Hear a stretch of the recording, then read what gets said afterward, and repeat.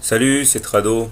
Voilà mon commentaire pour l'or, séance du mercredi 16 décembre. Alors je sais pas pourquoi, mais moi je le sens pas ce rebond. J'ai déjà expliqué, je m'en suis expliqué hier. Euh, Nous avons rebondi sur un niveau qui ne correspond ni aux 50%, ni aux 61,8% de Fibonacci. C'est en plein milieu, on est en apesanteur. Je comprends pas très bien ce qui suscite ou ce qui susciterait un courant acheteur pérenne. D'ailleurs, aujourd'hui, la séance a pris fin au contact, enfin, la hausse de la séance du jour a pris fin au contact de la M7, un petit peu comme hier. Et nous sommes une fois de plus capés par une conjonction de résistance technique et graphique avec le niveau de 50% de Fibonacci qui capte les cours.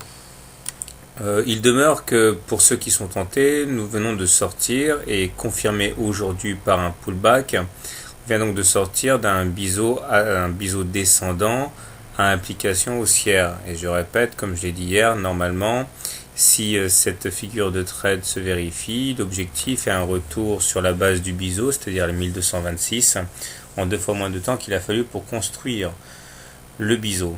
Donc un excellent ratio gain-risque. Les indicateurs techniques sont cependant toujours bien dégradés puisque la M20 est décroissante, la M7 également. Le stochastique est toujours en zone de survente. Le momentum plonge vers le nord, le sud. Et le MACD ne réagit absolument pas à la séance d'aujourd'hui et gravite maintenant en zone négative. Alors, comment dans ces conditions trader l'or ?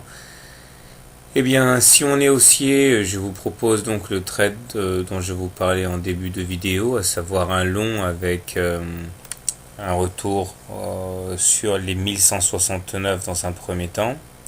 Et si on est vraiment très optimiste, les 1225. Je préconise un stop loss en cas de clôture sous les 61,8% de Fibonacci, c'est-à-dire les 1103. À l'inverse, si on est plutôt baissier, je pense que soit on peut utiliser la M7, soit on peut attendre la M20. Alors si on trade la M7, il faut mettre un stop loss en cas de clôture au-dessus de la M7. Objectif, eh bien, un retour sur le support à 1101, c'est donc un petit trade. On peut également attendre un throwback sur la M20, c'est-à-dire shorter au contact de la M20 en imaginant qu'on n'arrivera pas à la passer. Mais bon, ça c'est pas pour demain, ce serait plus pour dans quelques jours. Personnellement, je suis assez circonspect.